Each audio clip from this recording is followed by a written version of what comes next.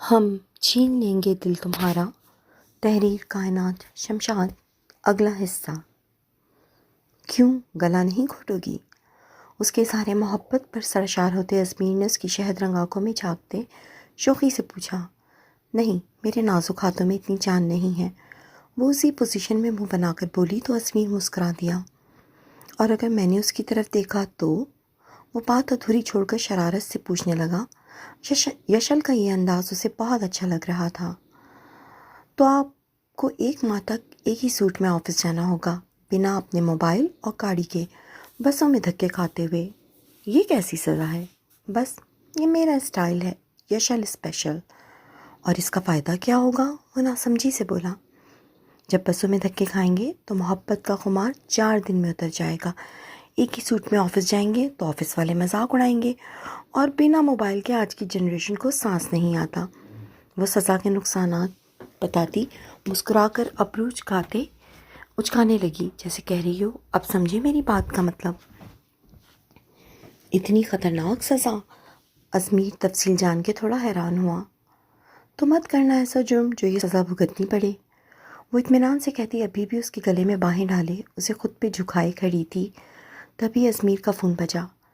Izmir کے ہاتھ میں فون دیکھ کے پل میں ایک خیال یشل کے ذہن کو چھو گیا۔ پھر اس نے ازمیر سے کہا، کال اٹینڈ کرنے سے پہلے اسی پوز میں ہماری ایک پک لو، جس پر ازمیر نے بغیر اعتراض کیے سیکنڈ میں تصویر کھینچی اور یشل سے دور ہو کے دوست سے بات کرنے لگا۔ یشل بھی رات میں بات کریں گے سوچ کر روم سے نکل آئی۔ اب اس کا ارادہ کچھ وقت ساسو ماں کے ساتھ گزارنے کا تھا۔ مجھے تو ارشین پہلی نظر میں ہی پسند آ گئی تھی۔ کتنی بیوٹیفل اور کیوٹ تھی وہ، مگر اس کی پھپھو نے بڑی کا نام لے کے میرا دل ہی توڑ دیا۔ گھر پہنچ کے مسز رضا افسردگی سے بولتے میران کا اترا ہوا چہرہ دیکھنے لگیں۔ میران کو تو پورا یقین تھا وہ مڈل کلاس لوگ اس کا بیک گراؤنڈ دیکھتے ہوئے فوراً ہاں کر دیں گے، مگر جو ہوا وہ اس کی توقع کے برعکس تھا۔ انہوں نے ہاں تو کی، مگر بڑی کے لیے۔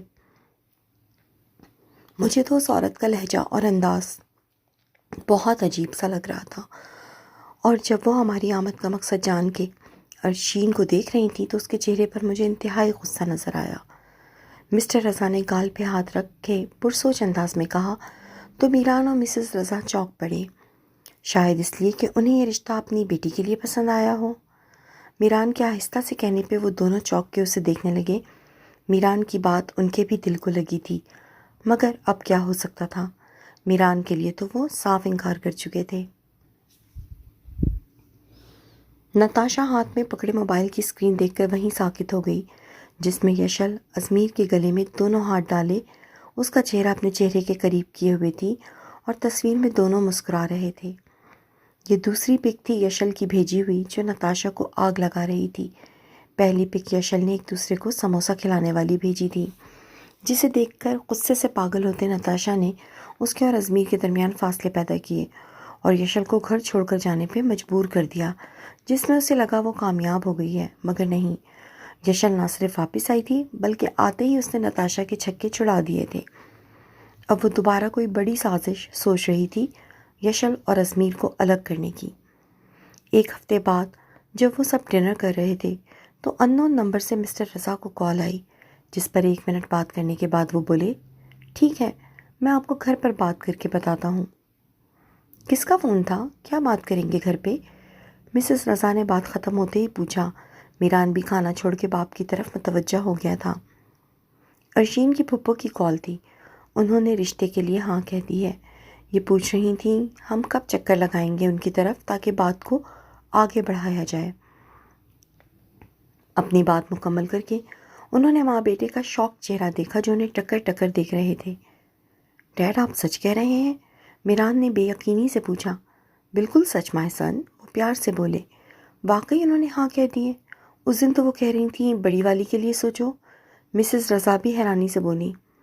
وہ ہاں کر چکے ہیں، اب بارات لے جانے کی تیاری کرو، کسی قسم کی کوئی کمی نہیں رہنی چاہیے، آخر کو میرے اکلوتے بیٹی کی شادی ہے۔ مسٹر رضا مسکراتے ہوئے جوش سے بولے تو ان کی بات پر مسز رضا بھی زور شور سے ہاں کرنے لگی، جبکہ میران اپنی سوچوں میں گم تھا۔ میں ارشین سے ملنا چاہتا ہوں، مطلب ایک دفعہ بات کرنی ہے اس سے۔ اگلے دن صبح 10 بجے ہی میران دروازے پر کھڑا ساجدہ بیگم سے کہہ رہا تھا، کیونکہ اسے صاف انکار کرنے کے بعد یہ اچانک ہاں ہضم نہیں ہو رہی تھی۔ ہاں ہاں کیوں نہیں، اندر آؤ بیٹا، میں اسے بلاتی ہوں۔ وہ اسے اندر بلا کر صوفے والے کمرے میں بٹھا کے پیار سے بولتی باہر نکل گئی، جبکہ وہ بے چینی سے دروازے کی طرف دیکھنے لگا۔ تیرا رشتہ اس لڑکے سے پکا کر دیا ہے ہم نے۔ کل رات ہی ساجدہ بیگم نے ارشین سے کہا تھا، جو کھانے کے بعد کچن سمیٹ رہی تھی۔ وہ جلدی سے پلٹ کے خوفزدہ ہوتی انکار کر گئی۔ نہیں، میں اس سے شادی نہیں کروں گی۔ ابھی تک اس مار سے جسم میں ٹیسیں اٹھ رہی تھیں اور وہ دوبارہ اقرار کر کے مار نہیں کھانا چاہتی تھی، کیونکہ اسے لگ رہا تھا ساجدہ بیگم صرف اسے آزما رہی ہیں۔ جیسے ہی وہ ہاں کرے گی، یہ ماں بیٹی دوبارہ اس پر پل پڑیں گی۔ کیوں نہیں کرے گی؟ یہ رشتہ میں نے پکا کیا ہے، تیرے باپ سے پوچھ کر۔ اب کیا تو ہماری بے عزتی کروائے گی؟ ہمیں دنیا کے سامنے جھوٹا قرار دے گی؟ مولوی جب پوچھیں چپ چاپ ہاں کر دینا، ورنہ وہیں سب کے سامنے ایک لگاؤں گی رکھ کے۔ انہوں نے قریب جا کے اس کا منہ دبوچتے ہوئے غصے سے کہا تو وہ گھٹی گھٹی آواز میں بولی، ابو نے سچ میں ہاں کہہ دی ہے؟ ہاں، وہ مان گیا ہے۔ وہ لاپرواہی سے بولی تو ارشین خاموش ہو گئی۔ اسے سمجھ نہیں آ رہا تھا اچانک انہوں نے اس کا رشتہ اس لڑکے سے کیسے کر دیا جسے وہ اسی دن صاف انکار کر چکی تھی، لیکن اس کے پاس اس سوال کا کوئی جواب نہیں تھا۔ اسے بس یہ پتا تھا جب ساجدہ بیگم نے کہہ دیا ہے تو اسے ہاں کرنی ہے۔ یہ برتن چھوڑ اور میری بات سن۔ ساجدہ بیگم برتن دھوتی ارشین کے پاس جا کر رازداری سے کہنے لگی تو وہ پلٹ کے حیران ہوتی پلیٹ چھوڑ کے ان کی طرف دیکھنے لگی۔ اندر وہ لڑکا آیا ہے، اگر پوچھے یہ رشتہ تیری مرضی سے ہوا ہے تو شرافت سے ہاں کر دینا۔ وہ آہستہ سے لفظ چبا کے کہنے لگی تو ان کی بات پر وہ حیران رہ گئی۔ وہم گمان میں بھی نہ تھا وہ یہاں آئے گا اور ساجدہ بیگم خود اسے اس سے بات کرنے بھیجیں گی۔ اب جا، کھڑی کیا ہے؟ اسے ساکت کھڑا دیکھ کے انہوں نے بازو سے پکڑ کر آگے دھکیلا تو سنگ سے ہاتھ دھو کے وہ باہر نکلنے لگی جب پیچھے سے ساجدہ بیگم کی دوبارہ آواز آئی، کوئی الٹی سیدھی بکواس نہ کریو اس سے۔ ان کی بات پر وہ ہاں میں سر ہلاتی سرخ پرانے سوٹ پر اچھی طرح دوپٹہ اوڑھتی پریشان سی کمرے میں چلی گئی جہاں وہ بے چین سا اس کی آمد کا منتظر تھا۔ السلام علیکم۔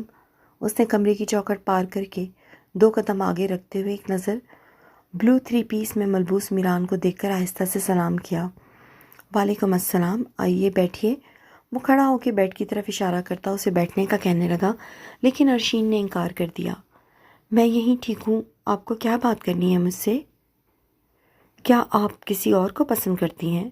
اچانک ہی یہ خیال اسے آیا تھا جسے پوچھ کر وہ خود کو اس کشمکش سے آزاد کرانا چاہتا تھا۔ ہو سکتا ہے یہ کسی کو پسند کرتی ہو، جبھی اس کی پھپھو نے انکار کیا ہو۔ نہیں، میں کسی کو پسند نہیں کرتی۔ وہ متعجب ہوتی جلدی سے انکار کر گئی۔ آپ کو پتہ ہے آپ کے گھر والوں نے میرا رشتہ قبول کر لیا ہے؟ جی میں جانتی ہوں۔ آپ کو کوئی اعتراض تو نہیں مجھ سے شادی پر؟ نہیں، اس نے یک لفظی جواب دیا۔ یہ لو بیٹا چائے پیو۔ اس سے پہلے کہ دونوں کے درمیان مزید کوئی بات ہوتی، ساجدہ بیگم ٹرے میں چائے اور بسکٹ سجائے چلی آئیں۔ ارشین تو ان کے لہجے کی اس مٹھاس پر حیران ہی رہ گئی۔ آنٹی، چائے کی ضرورت نہیں تھی، آپ نے بلا وجہ تکلف کیا۔ وہ ایک نظر سر جھکائے کھڑی ارشین کو دیکھ کر رسان سے بولا۔ اسی پل ارشین نے بھی پلکیں اٹھا کر اسے دیکھا، پر میران کو اپنی طرف دیکھتا پا کر فوراً آنکھیں جھکاتی کمرے سے نکل گئی۔ تکلف کی کوئی بات نہیں، بس ذرا سی چائے تو ہے۔ اس کے سامنے چائے کا کپ اور بسکٹ کی پلیٹ رکھتے ساجدہ بیگم نے 5-6 پھیلا کر کہا، جس پر میران نے بغیر کچھ کہے چائے کا کپ اٹھا کے لبوں سے لگا لیا۔ اب وہ اپنی ہونے والی ساس کو ناراض بھی تو نہیں کر سکتا تھا۔ ذرا سی دیر میں وہ چائے ختم کر کے وہاں سے نکلا تو دل ہلکا پھلکا ہو چکا تھا اور چہرے پر ہلکی سی مسکان تھی۔ ہاں تو کیا کہہ رہی تھی تم شام کو؟ رات 10 بجے جب وہ سب کاموں سے فارغ ہو کے روم میں آئی تو اس کا انتظار کرتے ازمیر نے فوراً پوچھا۔ وہ کافی دیر سے یشل کا منتظر تھا، چاہتا تھا آج سارے گلے شکوے دور ہو جائیں۔ کہنا تو بہت کچھ ہے، بلکہ بہت سے حساب نکلتے ہیں آپ کی طرف۔ اس کے سامنے بیڈ پر بیٹھتے یشل نے بھی اس کی ہر کوتاہی کا جواب لینا ضروری سمجھا۔ کیسے حساب؟ آپ نے نتاشا کو شاپنگ کروائی؟ اس نے تیکھے لہجے میں پوچھا۔ نہیں، اس نے جھٹ انکار کیا۔ جھوٹ بول رہے ہیں آپ، وہ جوڑا کہاں سے آیا؟ وہ آنکھیں سکیڑ کے تفتیش کرنے لگی۔ وہ میں نے نہیں دلایا، اس نے 2 سوٹوں کی پک بھیجی تھی، اسے سمجھ نہیں آ رہا تھا کیا آرڈر کرے تو اس نے مجھ سے ہیلپ مانگی، میں نے ایک ڈن کر دیا۔ ہاں کاکی ہے نا وہ، اس معصوم کی خود کی سمجھ میں کچھ نہیں آتا اور آپ تو ہیں ہی اس کے مددگار، 24 گھنٹے اس کی خدمت میں حاضر رہتے ہیں۔ چڑھ کر بولتے ناک چڑھا کے اگلا سوال کیا۔ گاڑی میں بٹھا کے اسے گھمانا پھرانا وہ کیا تھا؟ کچھ نہیں، بیچاری کی وین مس ہو گئی تھی، کب سے دروازے پہ کھڑی رکشہ دیکھ رہی تھی، مجھ سے بولی ڈراپ کر دو تو میں نے ترس کھا کے کر دیا۔ وہ نارمل لہجے میں اس کی یہ غلط فہمی بھی دور کرنے لگا۔ گھر کے دروازے پہ کھڑے رکشے کا انتظار کر رہی تھی؟ بیچارے رکشے والے کو تو الہام ہونا تھا نا، مہارانی نتاشا اپنے دروازے میں کھڑی ان کا انتظار کر رہی ہیں، انہیں فوراً ان کے پاس جانا چاہیے۔ وہ جل کے نقل اتارنے لگی تو ازمیر ہنس دیا۔ اسے پورا یقین تھا وہ جان بوجھ کے ازمیر کے ساتھ گئی تھی، مگر ازمیر کیا واقعی معصوم تھا یا بن رہا تھا، وہ فوری سمجھ نہیں پائی۔ اب میرے سامنے یہ ناٹک مت کریں، نتاشا نے جان بوجھ کر وہ جوڑا آپ سے پسند کروایا اور شام کو اسے پہن کے مجھے جلانے آ گئی اور جان کے مجھے جلانے کو اپنا والٹ گاڑی میں چھوڑا۔ آپ بتائیں یہ پلان نتاشا کا اکیلی کا تھا یا آپ بھی اس میں شامل ہیں؟ وہ آنکھیں سکیڑے اب ازمیر کو شک کی نظروں سے دیکھتے ہوئے پوچھ رہی تھی، جبکہ ازمیر حیران ہو رہا تھا اس کی ان باتوں پر۔ نہیں، تم غلط سمجھ رہی ہو، ایسی تو کوئی بات نہیں، وہ بس نیا جوڑا دکھانے کے لیے پہن کر آ گئی ہوگی، تم یوں ہی فضول میں ہم دونوں پر شک کر رہی ہو۔ ازمیر بغیر برا مانے اس کی غلط فہمی دور کرنے لگا۔ اسے لگ رہا تھا یشل یوں ہی نتاشا کے پیچھے پڑی ہے۔ شک نہیں، سچ ہے یہ، جسے میں ابھی ثابت کر سکتی ہوں، وہ پورے یقین سے بولی۔ ٹھیک ہے، کر کے دکھاؤ، ازمیر بھی زج ہو کر بولا۔ وہ تنگ آ گیا تھا یشل کی ایک ہی تکرار سے، اس لیے وہ چاہتا تھا ایک بار اس کی غلط فہمی دور ہو جائے تاکہ وہ دوبارہ اس پر شک نہ کرے۔ اگلے ماہ شہر کے بہترین میرج ہال میں عرشین اور میران کا نکاح دھوم دھام سے ہوا۔ خوبصورت سجاوٹ سے آراستہ جگمگاتے ہال میں اسٹیج پر سیاہ شیروانی میں خوشی سے نہال ہوتا وہ اپنے پہلو میں بیٹھی عرشین کو دیکھ رہا تھا، جو ریڈ اور گولڈن لہنگے میں میچنگ جیولری سے سجی کسی حور سے کم نہ لگ رہی تھی۔ میران کو تو اپنی خوش بختی پر ناز ہو رہا تھا، اس نے جس کی خواہش کی رب نے اسے دے دیا۔ آج وہ اپنے آپ کو دنیا کا خوش قسمت ترین انسان سمجھ رہا تھا، جبکہ اس کا خوشی سے جگمگاتا چہرہ دیکھ کے مسٹر رضا اپنے فیصلے پر مطمئن ہوئے اور ان کے ذہن میں وہ وقت تازہ ہوا جب وہ انکار کے بعد میران کا افسردہ چہرہ دیکھتے تھے۔ میران انہیں بہت بجھا بجھا خاموش لگتا تھا۔ 4 دن بیٹے کو اداس دیکھنے کے بعد وہ ساجدہ بیگم کے پاس پہنچ گئے اور ان سے رشتے کے متعلق استفسار کرنے لگے۔ کیا سوچا آپ نے رشتے کا؟ مجھے کوئی اعتراض نہیں ہے اگر آپ میری بیٹی رمشا سے اپنے بیٹے کا رشتہ کرنا چاہیں تو، کیونکہ عرشین ابھی چھوٹی ہے، اس کی شادی ہم ٹھہر کے کریں گے۔ ساجدہ بیگم نے ہوشیاری سے دوبارہ اپنی بیٹی کو آگے کیا اور دھڑکتے دل کے ساتھ جواب کی منتظر ہوئیں۔ سوری، ہمیں تو چھوٹی والی پسند ہے، مسٹر رضا نے صاف بات کی۔ اس کا ہم نے رشتہ نہیں کرنا، ہماری طرف سے صاف انکار ہے۔ وہ بدتمیزی سے بولتی اٹھ کھڑی ہوئیں۔ چلیں پھر کچھ ایسا کرتے ہیں جس میں آپ کا بھی فائدہ اور ہمارا بھی۔ مسٹر رضا نے ایک داؤ کھیلا۔ کیسا فائدہ؟ اگر آپ یہ شادی کرواتی ہیں تو میں آپ کو 5 لاکھ دوں گا، پھر آپ ان پیسوں سے کسی بھی اچھی جگہ اپنی بیٹی کی شادی کروا دینا۔ مجھے منظور ہے۔ 5 لاکھ کا سن کے ان کی آنکھوں میں چمک آ گئی تھی۔ 1 منٹ سے بھی کم وقفے میں انہوں نے ہاں کی، کیونکہ اتنا تو وہ سمجھ چکی تھی یہ رمشا کو نہیں لیں گے۔ وہ زیادہ سے زیادہ عرشین کے رشتے سے انکار کر سکتی تھی، اس سے بھی کوئی فائدہ نہ ہوتا، اور اب شادی کرانے پر انہیں اچھے پیسے مل رہے تھے، نقصان نہیں تھا اس ڈیل میں۔ ٹھیک ہے، 2 لاکھ کا چیک میں آپ کو بھی دیتا ہوں، باقی 3 لاکھ شادی کے بعد، جس پر ساجدہ بیگم نے فوری ہاں کر دی اور یہ شادی طے ہو گئی۔ ہال میں ایک ٹیبل پر صابر بھی ساجدہ بیگم اور رمشا کے ساتھ مطمئن سا بیٹھا تھا، جبکہ ساجدہ بیگم اور رمشا کا چہرہ کچھ دیر بعد ملنے والے پیسوں کی وجہ سے کھلا پڑا تھا۔ ماں بیٹی اس رقم سے کپڑے اور زیور بنانے کی سوچتے خوشی سے نہال ہوئی جا رہی تھی، جبکہ اپنوں کے خوش چہرے دیکھ کر عرشین بھی اندر سے کچھ مطمئن ہو گئی تھی۔ 2 گھنٹوں بعد رخصتی ہوئی تو عرشین کو میران کے سنگ سجی ہوئی گاڑی میں بٹھانے کے بعد مسٹر رضا نے ایک لفافہ ساجدہ بیگم کو دیا، جو ان سے پہلے رمشا نے ہاتھ بڑھا کے لے لیا۔ فوراً بولی، بہت شکریہ انکل۔ کچھ دیر بعد وہ تینوں ہنسی خوشی ٹیکسی کر کے گھر کی طرف روانہ ہوئے۔ صابر مطمئن تھا کہ بیٹی کا فرض ادا ہو گیا اور یہ ماں بیٹی لفافے والا پرس تھامے مسکرا رہی تھیں۔ رات کے 11 بجے موبائل یوز کرتی نتاشا کو یشل کی کال آئی تو وہ حیران ہوتی یس کر گئی۔ تم سمجھتی کیا ہو خود کو؟ تم جتنا مرضی ازمیر کو سکھا لو، وہ مجھے ایک نہیں 10 تھپڑ مار لے، لیکن میں اسے کسی قیمت پر نہیں چھوڑوں گی۔ فون کے دوسری طرف سے یشل کی روتی ہوئی آواز آئی، جسے سن کر بات سمجھتے نتاشا کو بہت خوشی ہوئی۔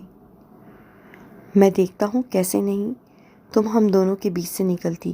میں تم جیسی جاہل اور شکی عورت کے ساتھ اب ایک دن مزید نہیں رہ سکتا۔ دفع ہو جاؤ یہاں سے، میں اپنی پسند سے شادی کروں گا۔ جاری ہے۔ آج کے لیے بس اتنا ہی۔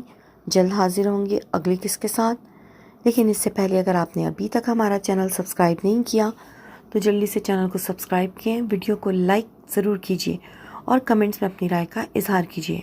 اس سے نہ صرف رائٹر کی حوصلہ افزائی ہوتی ہے بلکہ ہمیں بھی آپ کے لیے جلدی ویڈیوز بنانے میں مزہ آتا ہے۔